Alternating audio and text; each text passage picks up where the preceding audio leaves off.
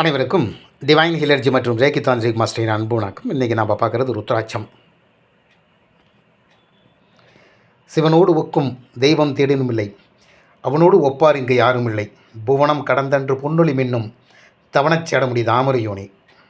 இந்த ருத்ராட்சத்துக்கு ஒரு தனி சிறப்பு இருக்குது. அது இதுதான் அப்படின்னு சொல்லிட்டு நிர்ணயம் பண்ண முடியாத அளவுக்கு இதனுடைய தனி சிறப்புகள் சொல்லிக்கிட்டே போகலாம். இதை யார் அணியலாம், யார் அணியக்கூடாது, இதை அணிந்தால் நன்மையா தீமையா, இதை பெண்கள் அணியலாமா அணியக்கூடாதா, இதை மாமிசம் சாப்பிடுவர்கள் அணியலாமா அணியக்கூடாதா, இப்படி கேள்விகள், இதற்குரிய பதில்கள் நிறைய இருக்குது. ஆனால் ஆன்மீக நூட்களிலோ ஆன்மீகத்திலோ இந்த ருத்ராட்சம் என்பது ஒரு பவித்திரம், ஒரு புண்ணியமான ஒரு பொருள் என்பதனால் இதற்கு தோஷங்கள் கிடையாது.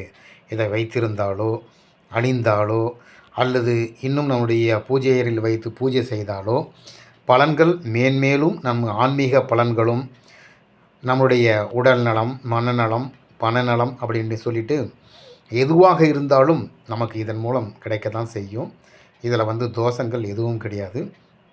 இன்னும் இந்த ருத்ராட்சம் என்பது சிவனுடைய கண்ணீர் துளிகளிலிருந்து தான் இது உருவானது அப்படின்றதுனால ருத்ரனின் எச்சம் அப்படின்றதுனால இது ருத்ராட்சம் அப்படின்னு பெயர் வந்ததுன்னு ஆன்மீக நூற்களில் குறிப்பிடப்படுது.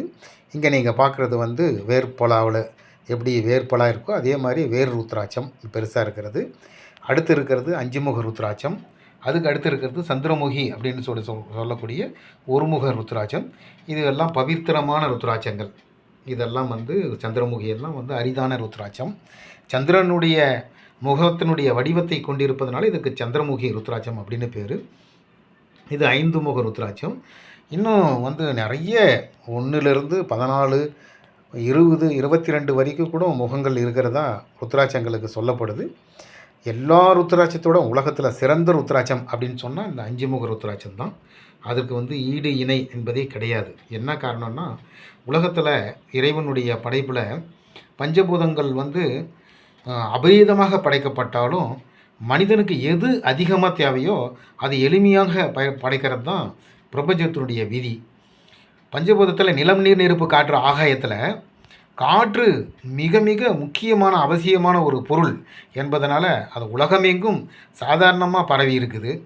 அந்த காற்று ஒரே ஒரு நிமிடம் நமக்கு இல்லை அப்படின்னு சொன்னால் நாம் சிவமாக இருக்கக்கூடிய நாம் சவமாக மாறிடுவோம். அதனால தான் அந்த பிரபஞ்ச சக்திகள், இந்த தெய்வ சக்திகள் பிரபஞ்சத்தில் காற்றை அபரீதமாக, ஏன்னா அதிகமாக தேவைன்றதுனால அதிகமாக படைச்சிருக்கிறாங்க. அதே போல தான் அதே கோட்பாடுகளின் அடிப்படையில் தான் இந்த 5 முக ருத்ராட்சம் என்பது நிறைய சக்திகள் கொண்டது. அபரீதமான சக்திகள் 5 முக ருத்ராட்சத்திற்கும். யோகிகள், ஞானிகள், தவசிகள், சித்த புருஷர்கள், இன்னும் சிவ அடியார்கள் இப்படின்னு சொல்லிட்டு யாராக இருந்தாலும் சரி இந்த 5 முக ருத்ராட்சத்தை அதிகமாக அணிவாங்க. அவர்கள் ஒரு முக ருத்ராட்சமோ அல்லது 20, 18 இதெல்லாம் பலன்கள் கொடுக்கக்கூடியது, செல்வம் சேர்க்குது அப்படின்னு சொல்லக்கூடிய எந்த ருத்ராட்சத்தையும் யாரும் எந்த சித்த புருஷரும் அணியலை. நீங்கள் பார்த்துருப்பீங்க, கேள்விப்பட்டிருப்பீங்க.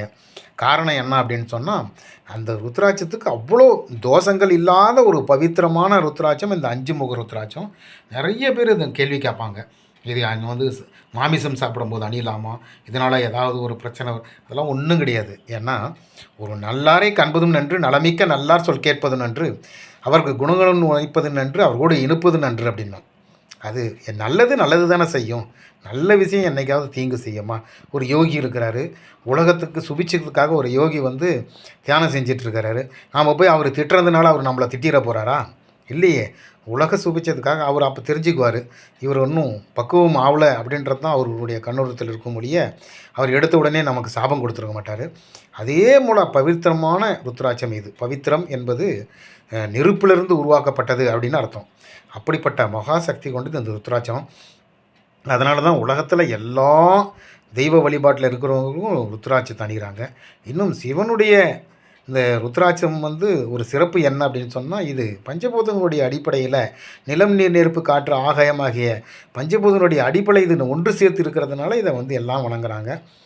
அதனால் இந்த ருத்ராட்சம் யார் அணியலாம், யார் அணியக்கூடாது அப்படின்றதில்ல. நீங்கள் வீட்டில் வச்சாலோ அல்லது பர்ஸில் வச்சாலோ அல்லது கழுத்தில் அணிஞ்சாலோ இதுக்கு ஒரு பெரிய மகாசக்தி இருக்குது. அதில் யாரும் வந்து மறுக்க முடியாது. ஏன்னா 4 வேதங்கள் ரிக், யஜுர், சாமம், அதர்வணம் இந்த வேதங்களை வந்து வேதங்கள்லேயும் ருத்ராட்சத்தை பற்றி சொல்லியிருக்குது.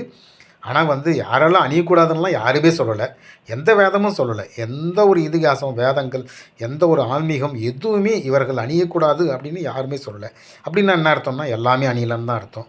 பெண்கள் அணியலாமா அணியலாம், மாதவிடாய் காலங்கள் அணியலாமா அணியலாம், ஆண்கள் அணியலாமா அணியலாம், மாமிசம் சாப்பிட்றவங்க அணியலாமா அணியலாம், யார் வேணாலும் எப்போ வேணாலும் அணிந்து கொள்ளலாம். இன்னும் இதில் ஒரு வித்தியாசம், ஒரு அதிசயம், அற்புதம் என்ன அப்படின்னு சொன்னால், இதை அணிந்து கொண்டால் நம்முடைய உடம்பில் 4448 வியாதிகளும் குணமாகும் அப்படின்னு சொல்லிட்டு அறிவியல் பூர்வமாக கண்டுபிடிச்சிருக்கிறாங்க.